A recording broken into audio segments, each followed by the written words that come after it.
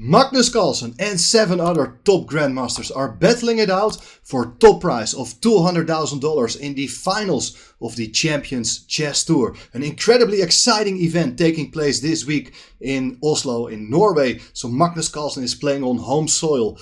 Let's see what's going to happen in this event. In this video we're going to have a look at a game played at the group stage. It is Wesley So with the white pieces against Magnus Carlsen. An incredibly exciting game, especially because Wesley So managed to win the first game with the black pieces because Magnus Carlsen blundered horribly his rook. Now, in this format, it's still possible to bounce back because you need to score 1.5-1/2 or 2-0 to win the mini match against your opponent.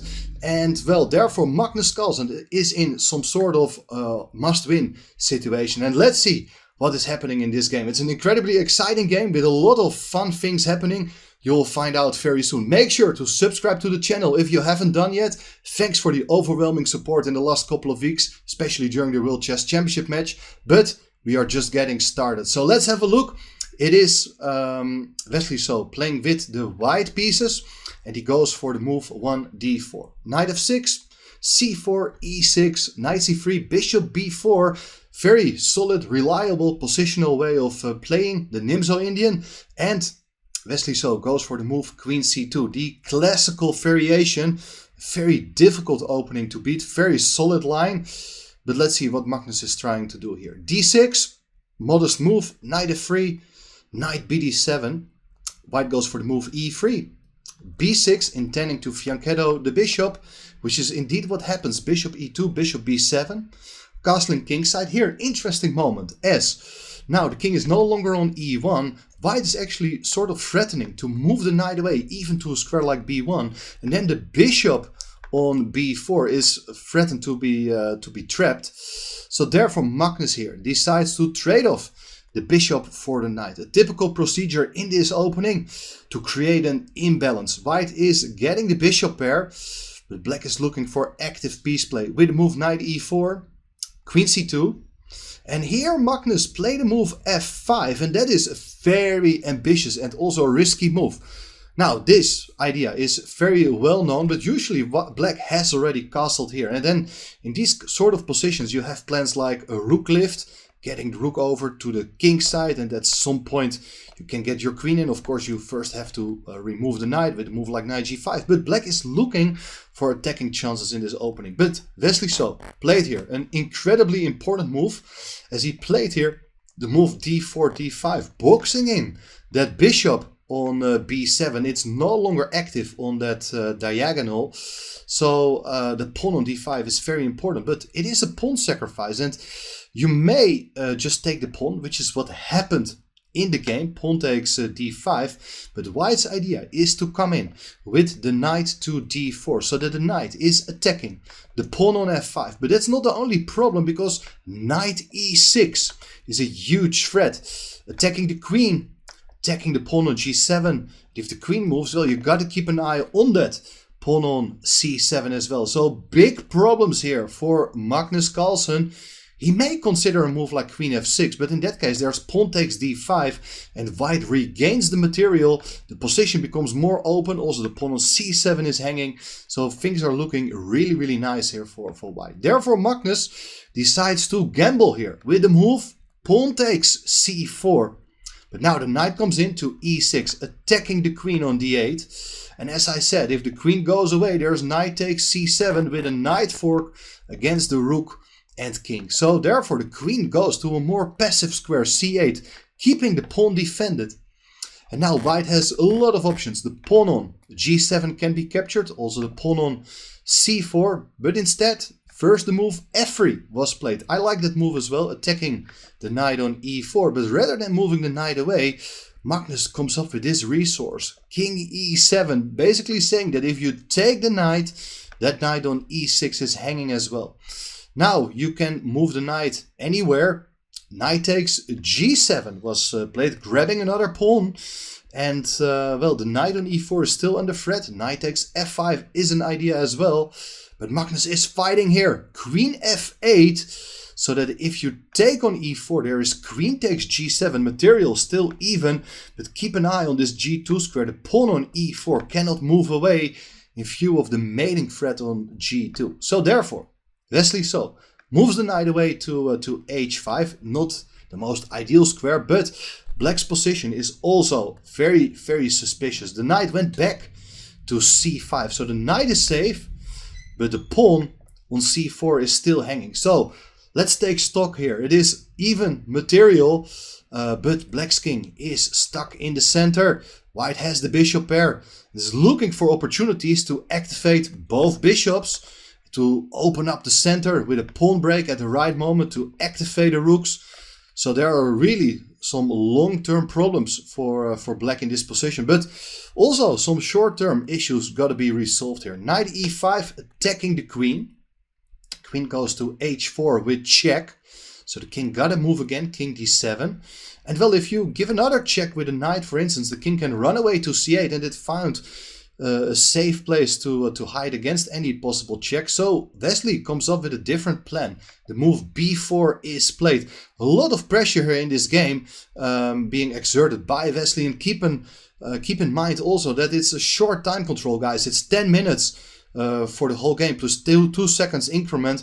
It's a time control which really favors Magnus in these sort of risky games. But okay, his position is still quite bad, I would say. So knight e6 played, the knight goes away, and the bishop comes to b2, putting pressure on that knight on e5. It's still defended, but also the rook on g8 is in trouble. But look at this, queen e7, Magnus is offering the exchange of queens, which is what happened in the game. King takes e7, and now there is this move f4, trying to exploit the pin on that long diagonal. If the knight goes away, then the rook on h8 will be hanging. So therefore, first intermediate move, rook to g8. So the rook is no longer on the diagonal, counter-attacking the pawn on g2. If you take the knight as rook takes g2, you can see that the diagonal of the bishop has been opened now.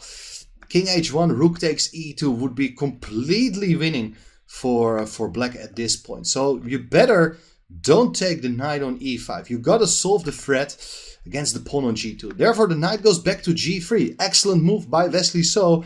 If this knight is gonna move, let's say it goes to g4, there is knight takes f5 with check. White is up a pawn with a strategically hopeless position for black. So that is something you don't want to do. But Magnus is in a must-win situation. What should you do? Well, he stirs things up here with the move rook takes g3, eliminating that powerful knight so that the pawn on f5 will no longer be hanging. H takes g3 played, and now the knight comes into g4. And well, you're an exchange down as black. This can never be a good thing to do. On the other hand, there's still an imbalance in the position. There are no open files, which means that the extra rook of white will have difficulties to employ itself, to find an active way of joining the game. And well, very soon black is probably looking for opportunities to mobilize his queenside majority. And with the knight on g4 and the pawn on f5, at least for the moment, the pawn majority of white on the king side has been neutralized. But not for long, because there's bishop takes g4, pawn takes g4. And now white has two very nice pawns in the center which can come forward. You can also decide here to centralize your own rooks here first. But Wesley So plays the move f5, very understandable move, but it does give away a square on g5 for the knight. White played the move b5 to fix that pawn on c7, so that the idea like rook ac1 gains in strength, that there's not the response of c7, c5 in view of the en passant possibility. So here, the move a6 is played. Black really wants to get rid of that annoying pawn. And if you would take on a6, well then, black has a very nice pawn majority on the queen side, which can come forward very soon. So instead, white played the move a4.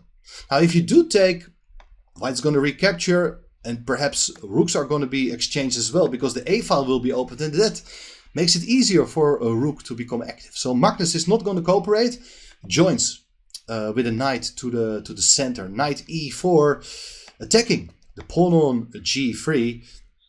How to continue here as white?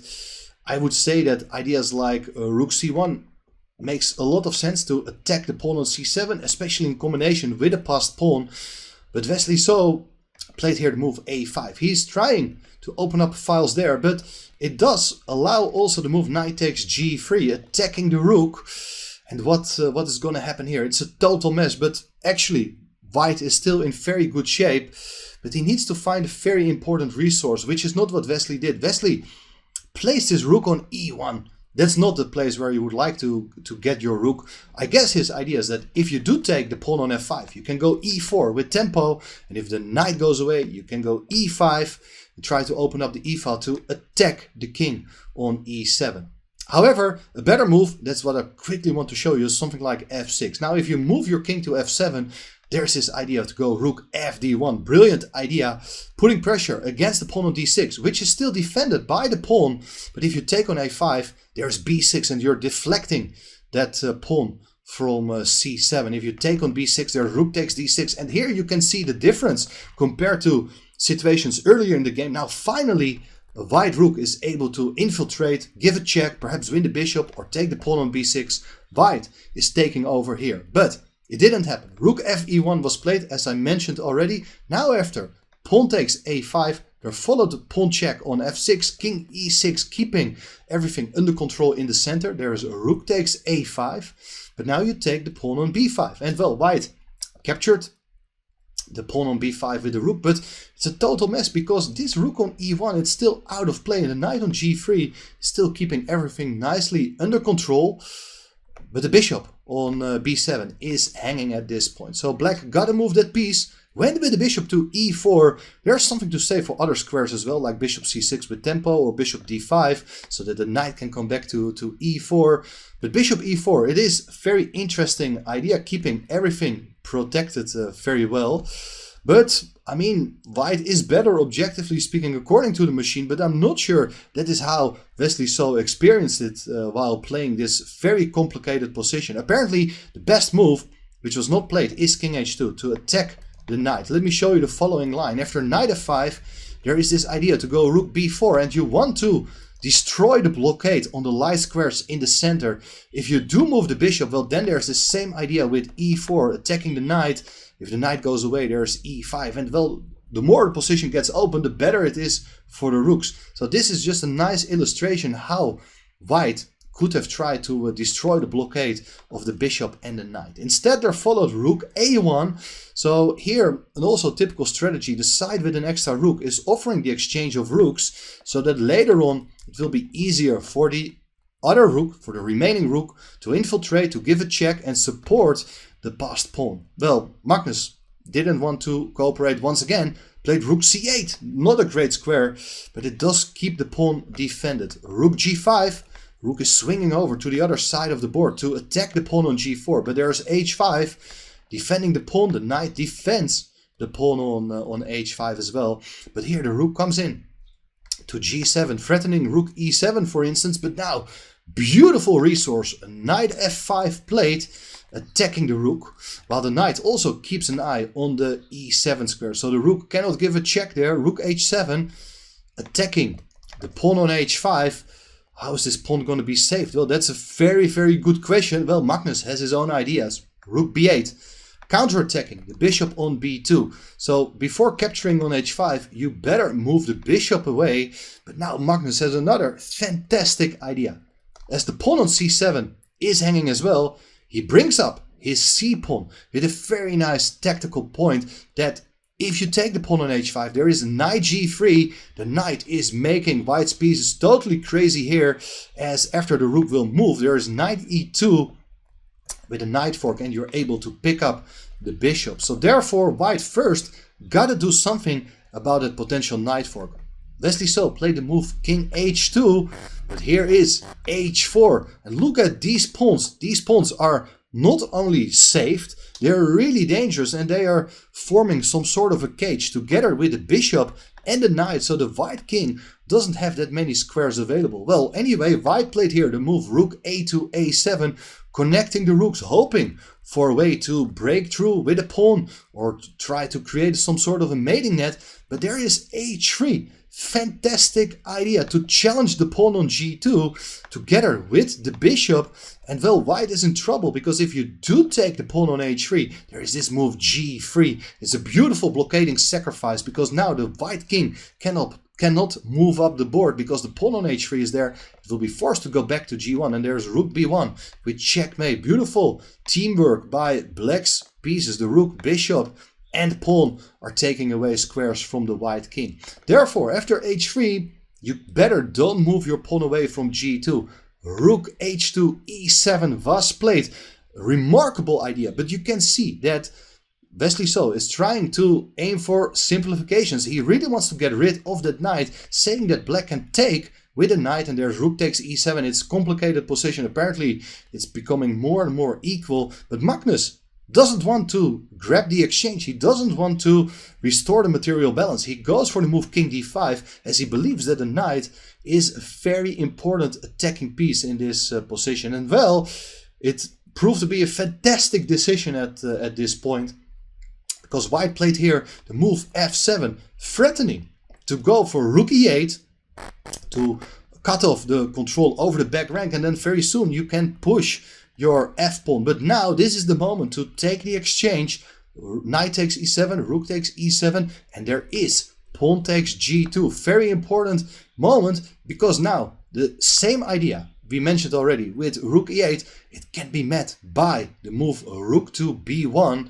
Very nice idea, because there's nothing you can do against the threat of g1 queen. f8 queen is met by the promotion of the g-pawn, which is an instant checkmate. Therefore, here at this point, rather than promoting the pawn, there followed rook takes e4, eliminating a very important attacking piece, so that after king takes e4, well, that pawn on g2 can always be taken by the king. But of course, white tries here first the move bishop to g7, intending to promote the pawn, but that pawn is not dangerous at all. Black can continue here with the move king f3. Fantastic activation of the king, with the point that if you do promote, the rook can give up itself, and then the extra bishop of white is not helpful at all, because the king will come to f2, and once again the promotion of the g-pawn cannot be prevented. Brilliant idea, which means that the last move of the game is king g1 by Wesley So, but he better resigned, which is what he did, because of this check rook b1. There's only the move king h2, but after rook h1, it's going to be checkmate anyway. So an amazing turnaround. Magnus Carlsen managed to win this game. Now, it should be said that the decisive mistake, objectively speaking, was the push of the f-pawn. Instead, white should have tried to reduce the activity exerted by the rook with the move rook b7. You're keeping all the files closed. If black plays, for instance, rook h8, looking for counterattack with pawn takes g2 followed by rook h1, well, there is always rook h7, and it seems to me that neither side can really avoid a repetition of moves in that case. Well, this is what happens in time trouble. Very exciting event. The Champions Chess Tour final, which means that Magnus Carlsen managed to tie this mini match, and in the Armageddon he managed to even win. So he's on the perfect 3 out of 3 on day 1, together with maybe the surprise of this event, Denis Lazovic.